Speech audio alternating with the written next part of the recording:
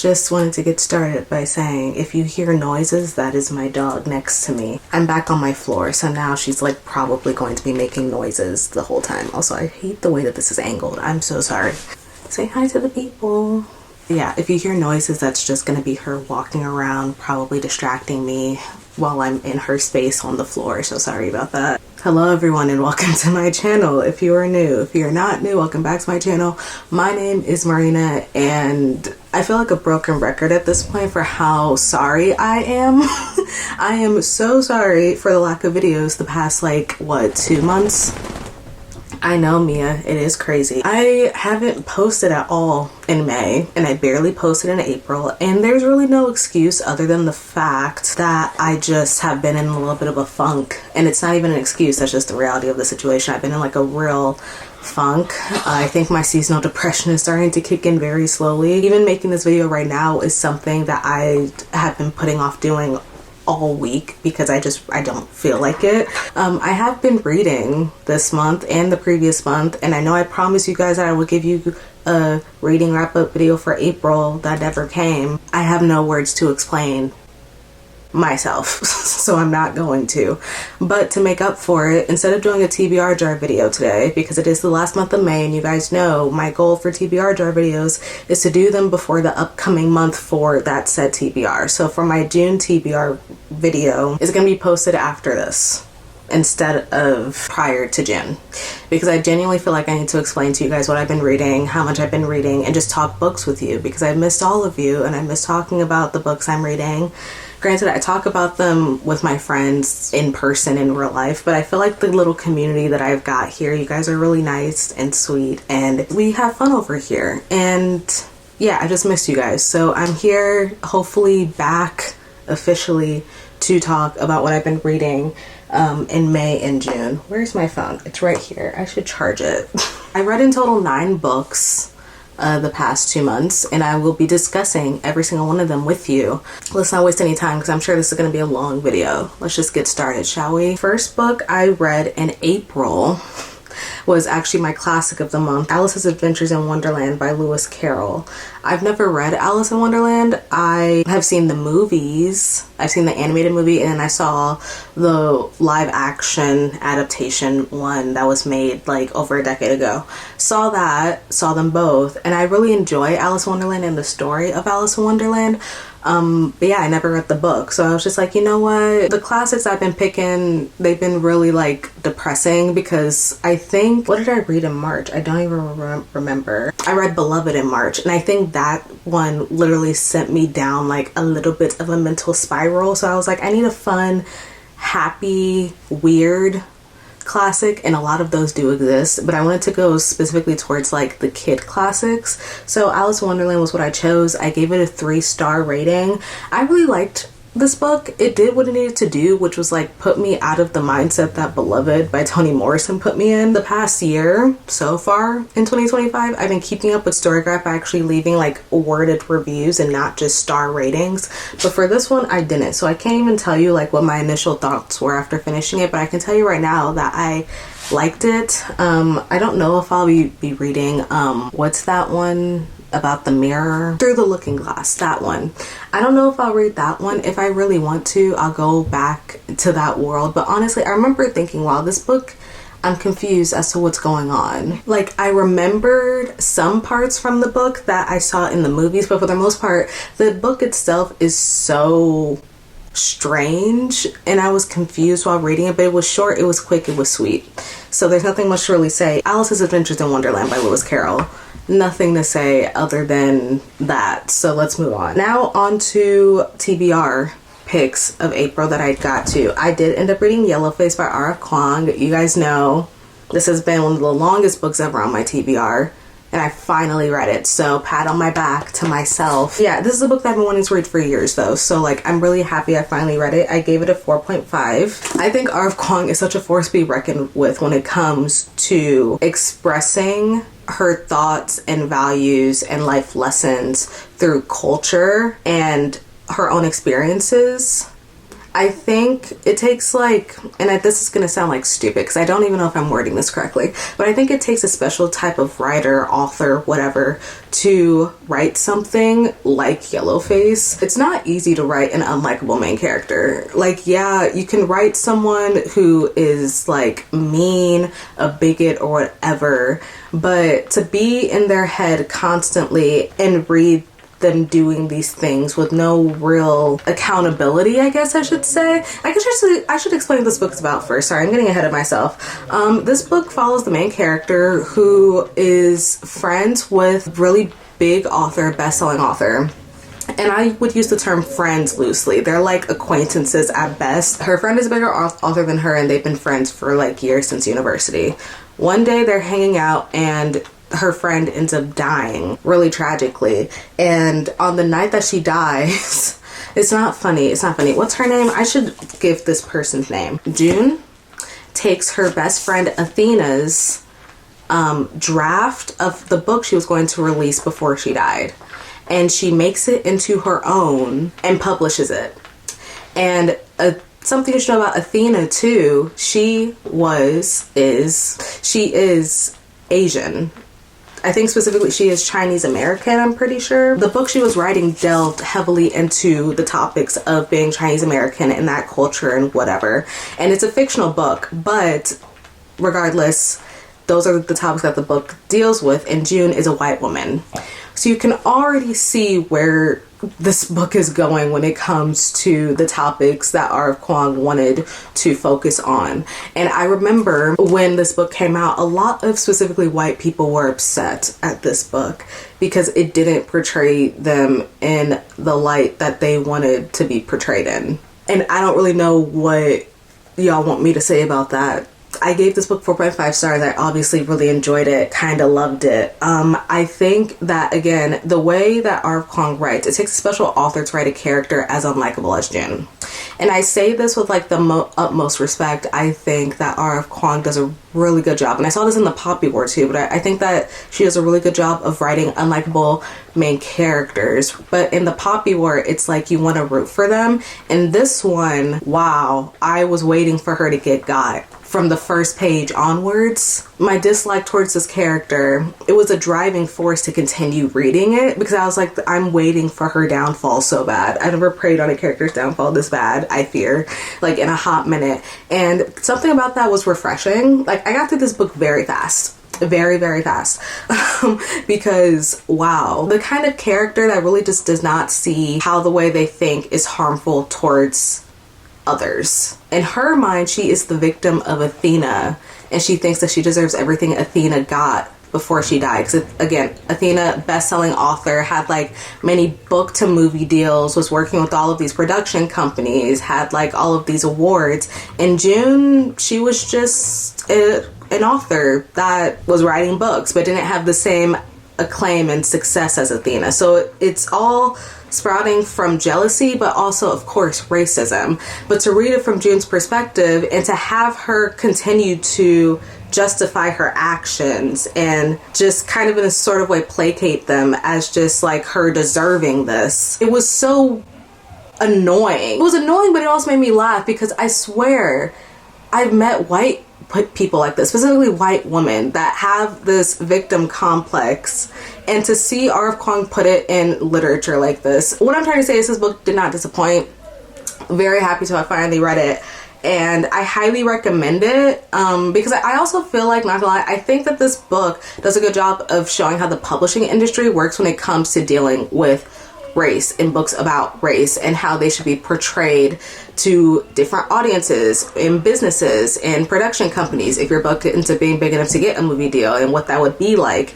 I think R.F. Kuang does a good job of highlighting that because it's something that I think about a lot as someone who is a fan of books and want to see them adapted into different types of media, and I'm not aware of how it works because I'm not an author. So to see an author write about that process and how it affects white authors versus POC authors, even though you see it all the time when it comes to certain books that end up getting shelved for years, books written by POC and black authors, and books that get made immediately into like shows, movies, whatever. It's really interesting. She did her big one with this. It really makes me excited to read the rest of R. Kwang's books because, as you guys know, I have read The Poppy War, but that's it. Well, not anymore because I read this. But The Poppy War and Yellowface are the only books that I have read by her. 4.5 stars. Great.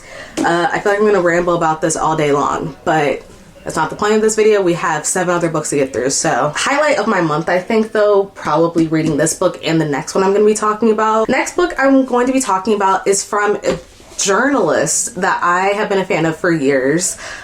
He came out with a new release that I thought wasn't coming out until the summertime, but I got my dates mixed up. So as soon as I saw this in the bookstore, I was like, oh, I'm leaving with this immediately, and I'm reading it like literally right now.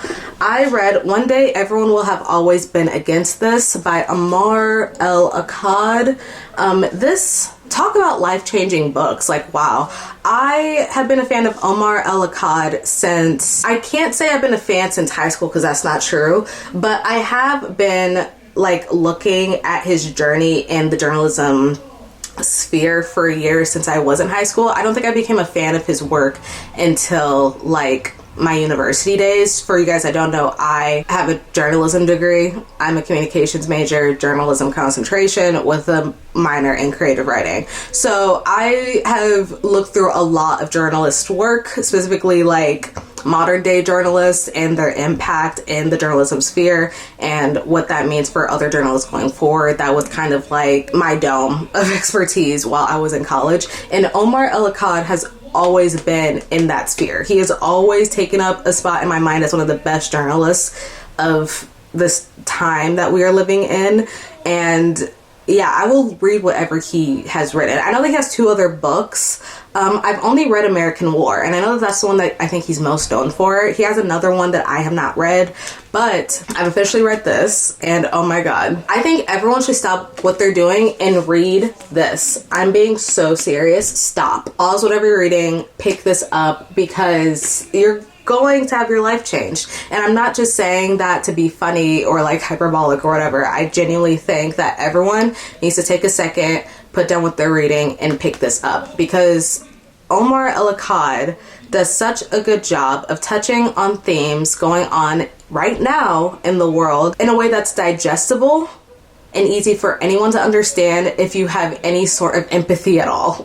You can't just feel nothing when you read a book like this, though. I think that everyone should read it, and because of that, I think I should explain what it is. In this book, Omar El-Akkad talks about what it means to come to America expecting all of these dreams and values and freedom that you're promised as an immigrant, and then realizing that all of that is a lie. And he does it while explaining what's going on in Palestine right now. He explains what he has learned throughout his life as an immigrant coming to the West, and his takeaways of what's going on now, and how nothing has really changed since he was a kid up until this point of what's going on with the United States, and how we have a heavy hand in what's going on in Palestine and that genocide.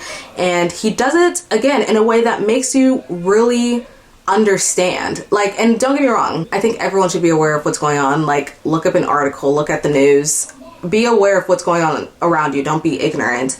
But I think Akkad's perspective sheds a light on it from the standpoint of a journalist that I think is really needed. Not only just a journalist, but a journalist that comes from that background of moving to get away from war and being promised that this is the land of the free, just to find out that this land of the free is doing exactly what he left behind. The reason why he left, him and his family left, were to get away from this, and they come here just to figure out that, wow, this country is kind of the cause of what's going on.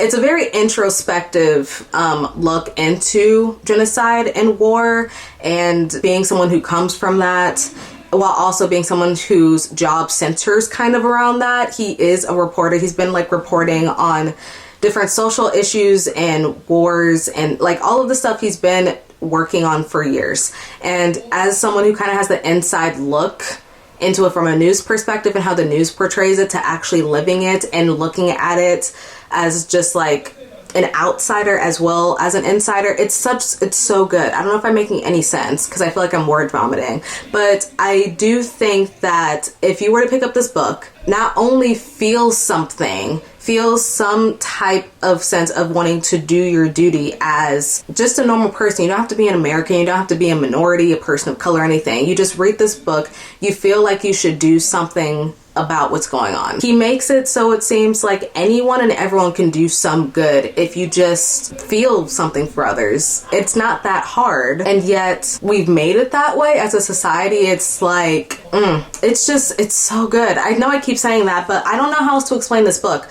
I read it, I told my coworkers to read it, I told my friends to read it, and they all really, really liked it.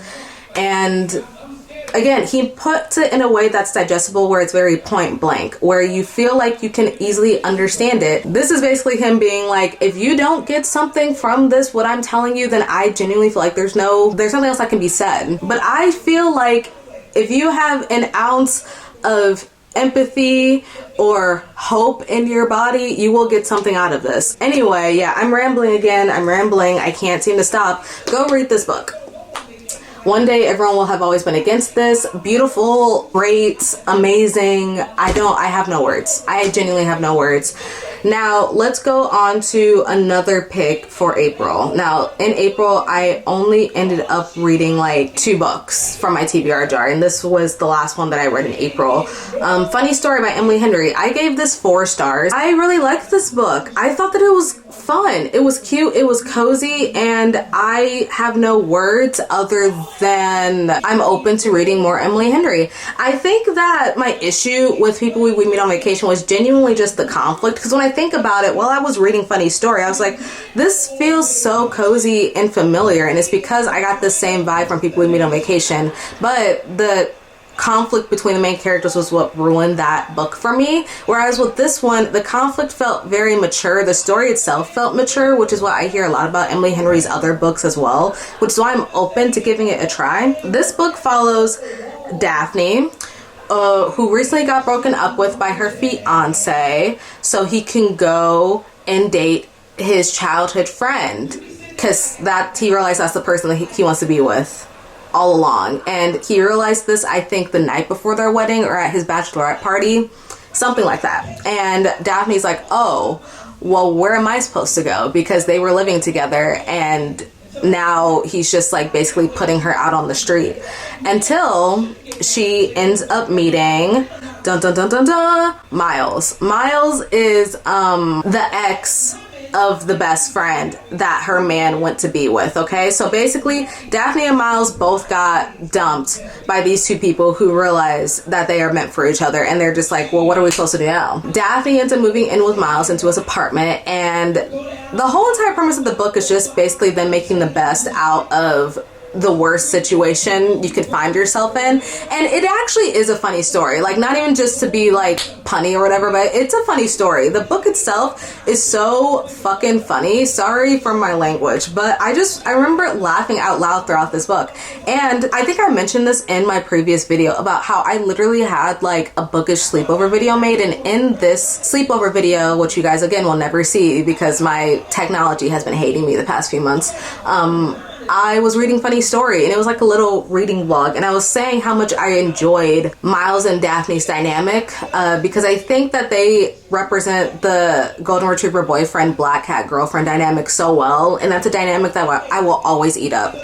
Always. You can always count on me to look for the grumpy girlfriend and a grumpy sunshine trope. Love that. Love that down. That is my bread and butter. So the dynamic itself was already selling me. The premise was selling me. As I continued reading the story, I realized that what Emily Henry does really well is hone in on the actual lessons that come with the story that she's writing about, you know, because I've heard this a lot, that most of the time Emily Henry is seen as a romance author, but she's really woman's fiction, and you could definitely see it in Funny Story. I think that the lesson that comes with Daphne's character and Miles' character, of them both having their own separate struggles when it comes to commitment and relationships because of what they've dealt with growing up and even their recent breakup. It's a good lesson of just like keeping yourself open to the possibility of happiness despite the cards you have been dealt with, you know? Like it's a very optimistic way to look at life, but it's also a beautiful lesson itself. And I think to show it with these specific characters is so nice because they are kind of dealing with the same struggles while also being completely different people. Like Miles is this optimistic, happy-go-lucky, always looking on the bright side, sommelier. Like he's living his life to the fullest, whereas Daphne is kind of just like grumpy, introvert, doesn't have many friends, doesn't really trust many people when it comes to her time. But they make the best out of their situation, and I think that their romance, the build up to their romance was natural. I didn't feel like anything was rushed. You know, this wasn't a book that I like absolutely adored, but I did like it. I think a 4 is a good rating for funny story, because I think I honestly am gonna like Happy Place the most out of all her books, either Happy Place or Book Lovers, based off of the premise of those two. And I already own Book Lovers, if you can see. It's behind me, like right here. And I also own a Happy Place. Wow, look at that. I'm really excited to read Book Lovers and Happy Place the most. I think those are where my 5 stars are going to go in the Emily Henry lineup, because I am open to reading her other books now. Who would have thought? Not me. Now on to the books I read this month. It is officially the last month of May as of the time I'm recording this, and one of these books I actually finished like an hour ago. So I'm very excited to talk about what I read this month because I read in total 5 books and they were all really good. I don't think I gave anything under 3 stars, 3.5 stars. So let's get into it. I read the audiobook for If We Were a Movie by Zakaya and Jamal. As you guys know, this is a book that was on my anticipated releases of this year, and it was so cute. It was so cute, guys. Okay, so in this book, we follow 2 teenagers. Rochelle. Rochelle is an overachieving high schooler who really just wants to get into her dream college. What is that college? I can't remember. But she really wants to get into her dream college, and she knows that in order to do that, she can't just have the good grades. She also has to have like the outside life of like doing stuff outside of school in order to have like the perfect application and everything. And one thing that schools do look for are summer jobs. She has nothing like that. She's like, I don't know what I'm gonna do because no one is hiring, no one wants me to work with them, I'm losing all of my hope.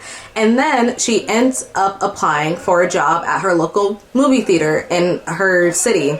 And one thing about this movie theater, it also has her arch nemesis Amira, who is, you could also say, her academic rival. Amira is Rochelle's academic rival, and she is kind of the manager of the movie theater, and they've always had it out for each other when it comes to specifically school and just like their own personal lives, because their moms, I'm sorry if you can hear the TV, my mom just turned it up so loud. Oh my god, that's really, wow, okay. Their moms are also best friends, so they experience each other outside of school as well, and they just don't get along. They used to be friends when they were kids, but something made them drift apart, and Rochelle really does not like Amira, but she's like, I'm really desperate for a job, I'm gonna get this, and I'm just gonna make it work. I'm gonna hope that this works. She gets the job, she ends up working with Amira, and things end up sparking between them, and it's such a cute book. It's so cute. I have not been reading audiobooks much this year, like at all. I think this was my first audiobook of the year. I really enjoyed the narrator. Who was it? Marcella Cox was the narrator. She did a really good job narrating this book. I really liked it. I also liked Rochelle as a character. I think Rochelle gave very me vibes, and I just had a great time like reading from her perspective and how she dealt with what was going on in her life, and how her support system with her friends and her mom, and later on Amira, like made her a lot better, because in her head Rochelle has always thought, why do I need to get closer to people when I'm like so close to getting out of here? Like, I don't need any more friends. I love my friends, I love my mom. I don't need any more people surrounding me because I'm just gonna end up leaving them and we're not even that close anyway. And then she realizes that there is a power to having a big support system. You can never have too many people who are making sure that you are okay. You can never have too many people that are just trying to look out for you. And I really liked that. I thought that the romance was really good. You guys know me, academic rivals to lovers is my jam. So yeah, I overall really enjoyed this book. I gave it 3.5. It was just really cute. And I liked the whole like movie theater setting. The way that it's described in the book, it's a black historical movie theater, which I thought was really cool. Like listening to it, I was like, I could picture this so well in my brain that I kind of wish that this theater was real, because I looked it up and I don't think it is, but it's fine. Yeah, I gave this a 3.5. I really liked it. Next, we have a book that has also been on my TBR for years. Let's get into it. Every Heart a Doorway by Shannon McGuire. This was a book on my TBR from April that I was finishing at the start of May. So I did finish it, but it's just not in April. I finished it in like the first or second day of May, which is really a shame. But we move. I gave it 4 stars. This book is weird. Where is it? It's somewhere over here, right? Yeah. This book is so weird. It's weird because I was reading it still coming off of Alice in Wonderland. I know. Take your mind back to like 30 minutes ago when I talked about Alice in Wonderland. This book gives Alice in Wonderland because it's portal fantasy. And so I felt like I was kind of reading the same book over again because it gave the exact same vibes as Lewis Carroll, where the writing and the story itself was kind of like fragmented. Like nothing was really making sense to me until like maybe like the last 50 pages. And as you guys can see, this book is short. It's a novella. It's not a full-fledged story. It's a collection of novellas.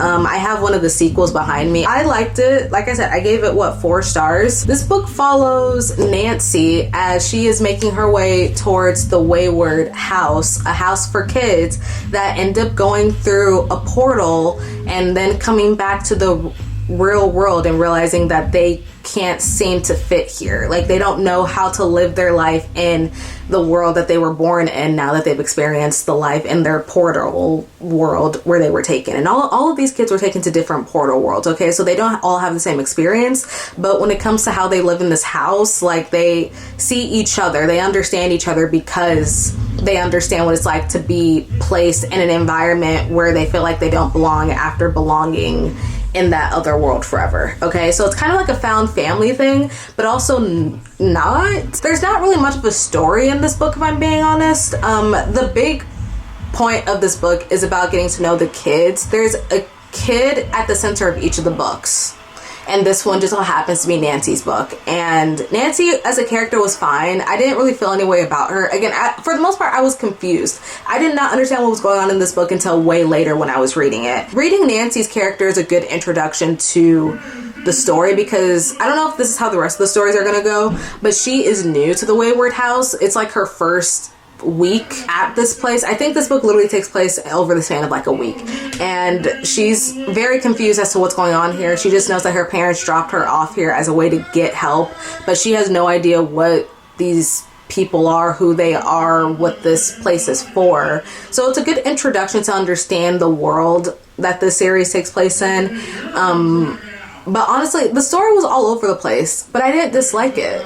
I don't know. And I like the mystery. It was kind of a mystery as well because as soon as Nancy gets to this place, killings start going on with different people that live in this boarding school. And her and the rest of the kids are trying to figure out what the hell is going on. Why are kids suddenly dying? Yeah, it was weird, kooky, different, fun. Again, reading this right after reading Alice in Wonderland, very trippy, but I liked it and I will probably read the rest. I don't know when.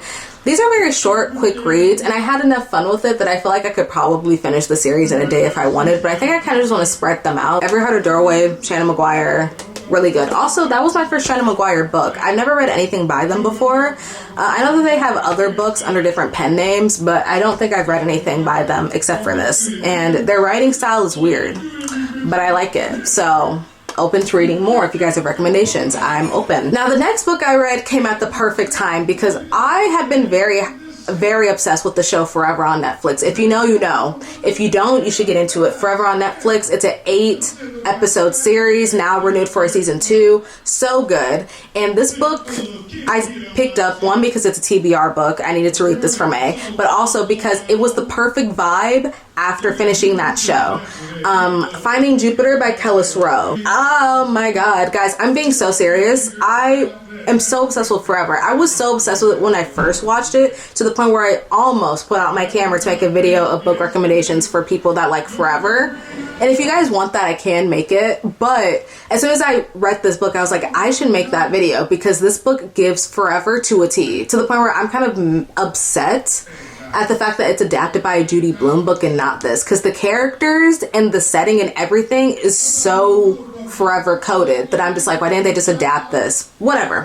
Finding Jupiter. We're talking about Finding Jupiter. This is my first Kellis Rowe book, and I've had this book forever. This is another book that has been on my TBR forever. I've owned this book for years. I finally got to it because I was like, you know what? I'm gonna move for Black romance after watching Forever. This book is already on my TBR. Let's just get to it. And wow, what an experience. What an experience. Yeah, I have no words. This book follows Ray and Orion. Ray is out celebrating her, I think, 16th or 17th birthday at a roller rink. She just wants to have fun with her friends. She doesn't want to think about the passing of her dad, because her dad's death day is on her birthday. So her birthday is not really a time where she's like all that happy, but her friends take her out, go roller skating, whatever. And there she meets a boy named Orion, and Orion is head over heels for Ray immediately. He's just like, wow, I think I've met the love of my life. That's crazy. Ray and Orion only have like 30 days with each other before she has to go back to boarding school, and he has to start his semester at Howard University. So they make the most of their month together and just get to know each other, the ins and outs of each other, like, and it's just so beautiful. It's so well written. And the way that Kellis Rowe mixes like poetry into this as well from Ray's character it's so well done. It's weird too, because I'm not really into insta love. You guys know me. Insta love is not really my trope at all. I actually despise it. But I really do think this book came at the right time, when I was really in the mood for just pure, lighthearted, young adult Black romance. And not to say that this book is like all fluff. This book deals with like some serious, like dark topics, especially when it comes to like reading in Ray's perspective. She's going through a lot. But overall, such a cute story. Like, I can't praise this book enough. Like, I don't know. I gave it 3.75. There were some aspects of the book that felt choppy and rushed. And again, they only have like a month together, I think. And I think because of that, I just felt like things were escalating really, really fast between the two characters, to the point where at some point it didn't feel natural anymore. I still really enjoyed the characters and their dynamic and their romance together. Like, you can tell right off the bat that these two are meant for each other. But I think the way that it was written, it was kind of off-putting, because they got feelings for each other so fast. I was like, whoa.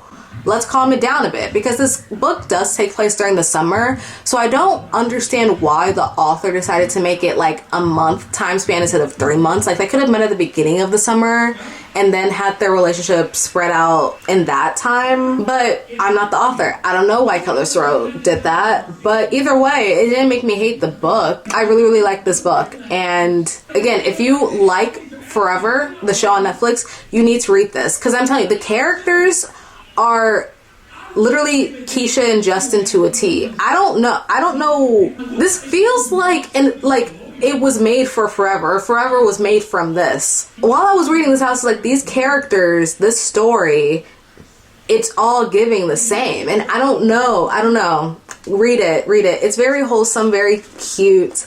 Check trigger warnings. Desperately need you to check trigger warnings. But yeah, I think, yeah, if you're looking for something like lighthearted, no real stakes involved for real, I highly suggest this book. I'm trying to find the art, because there's also art in here and like little poems that Ray writes about Orion. Just so freaking cute. Like, I don't know. So let's talk about the next book. This is the classic that I read for the month, also on my TBR. You see how I'm sticking to my TBRs. I'm trying, guys. I'm trying. I read White Nights by Fyodor Dostoevsky.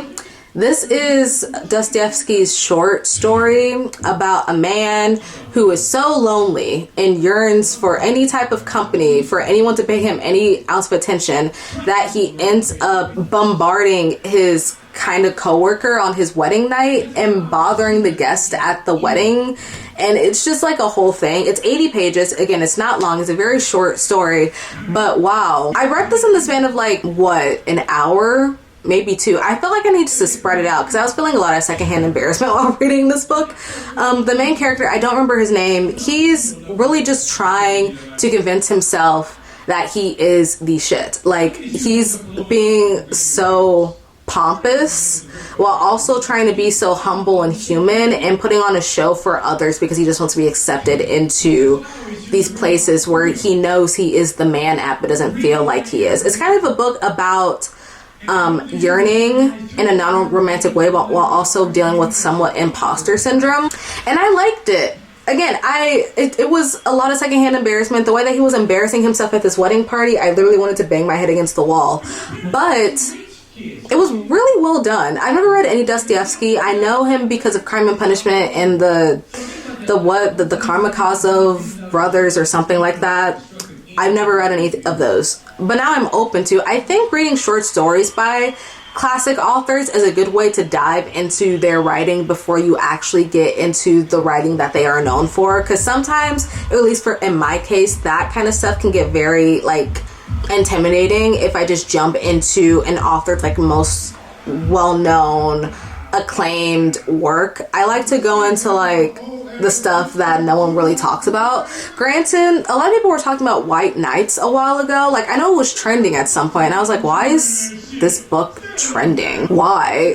And I think I get it, because it's a book about imposter syndrome and yearning and wanting to be noticed while also trying to seem like you're not wanting to be noticed. Yeah, I think it's a good book for people on social media to read. It's a good book for a lot of people in society to read right now. Because everyone's kind of an attention seeker nowadays, and hell, sometimes me included. And I think books like that can like make you see yourself in the character. So I can understand why this book was trending. I gave it 3. I feel like I would have rated it higher if it were longer. I would read more of this guy's story if it was longer, but it's not.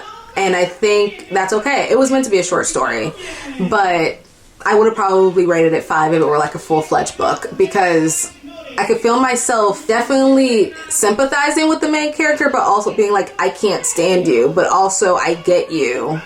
You know? On to the last book of this video. This video is almost an hour long. I'm so sorry. I knew it was going to be long though, because I'm a yapper. I was supposed to read one memoir this previous month. They said this will be fun by, I don't even remember who it's by, and I feel really bad, because it was supposed to be the book that I read for this month, the memoir specifically, and I didn't, because I couldn't find it at the library. I couldn't find it on YouTube as an audiobook, and I didn't have the credits to read it on Audible, and it was just like a lot. Trying to find this book was really difficult, and I didn't want to pay money for it either unless I really liked it, so I didn't get it from Amazon. I couldn't find it at a local bookstore either. I don't know why it was so hard to find this book, but because I didn't read that memoir, I ended up reading a different one. Granted, this isn't a memoir, it's a collection of essays, but it's by a Black woman that I really, really admire.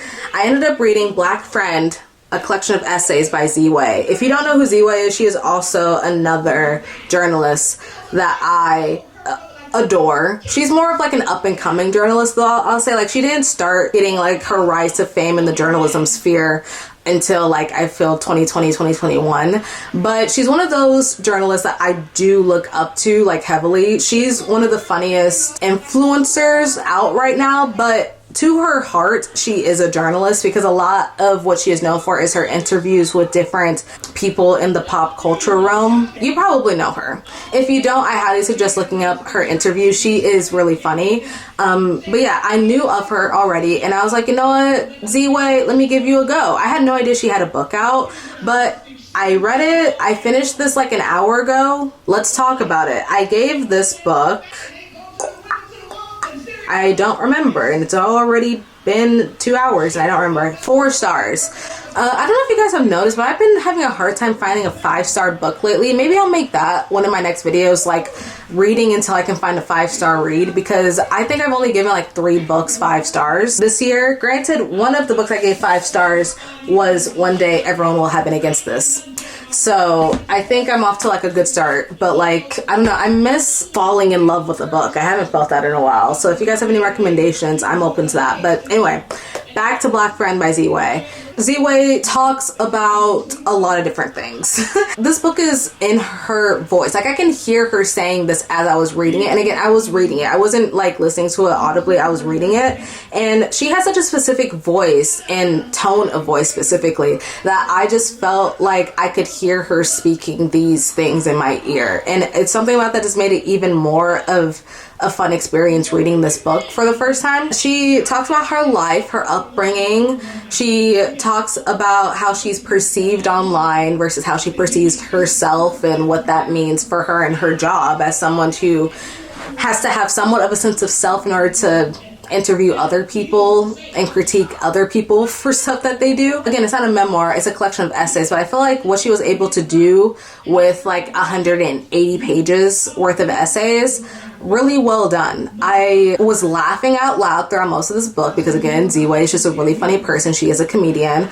And I was also very touched by other parts. There are a lot of points in this book where she talks about being a Black woman, specifically a child of immigrants and a Black woman in the sphere of journalists and comedians, and how she knew that it was going to be a rough start for her, but her parents put her in all of these great schools and in this great community where she had a good head start, but she still felt like she knew she was going to have to work her way to get there. And she did, but to read about her journey and her mindset while going through all of that, it was very touching. Again, I wanted to know more about Z-Way anyway because I've always been a fan, and this book did not disappoint. I think that she does a really good job of making insightful points and life lessons while also staying very true to who she is in the reality sense of not being able to fully say that she has learned those lessons herself. Like, she's just a human going through life day by day, still trying to reinforce these lessons in herself, but she is aware that these are lessons that she wants other people to go through if they ever face the same life experiences as her. And yeah, like I said, my thoughts about this book are jumbled because I just finished reading it, but I really liked this book a lot, and I think this was a good pick. I know this technically did not fit into my TBR because it wasn't the book that I chose, and it's not a memoir, so it doesn't go with the TBR prompt for that book either, but I'm going to count it towards a TBR jar point because I feel like it counts. I think that this book was really good, and it was a good way to end off the month too, because I think I needed something like this with the kind of space that I've been in, like mentally, the past month. I think that this was a really good book, and I highly recommend it. I highly recommend Z-Way and all of her works too, but if you want to know more about the person behind the persona that she puts on for her interviews, I think you should definitely read this. And yeah, that's it. That's my video. Oh my god, I've been talking forever. I'm so sorry, and I'm sorry to myself because I'm definitely going to feel it as soon as I turn the camera off, the fatigue of talking for an hour. If you enjoyed this, thank you. If you would like to follow me on social media, you can do so in the description below. Believe it or not, I am more active on social media than I am on here. Whoa, who's surprised? So if you want to follow me on Twitter specifically, or X, you can do that. And yeah, I'm happy to be back. I hope I'm officially back. I don't know though. Yeah, if there are videos you guys want to see from me, let me know, because that's definitely a motivator. Because not gonna lie, I'm running off of little to no thoughts in here. No ideas, no thoughts. So any ideas would be really appreciated. But yeah, that's gonna be it for me. I will see you guys in the next video. Bye everyone.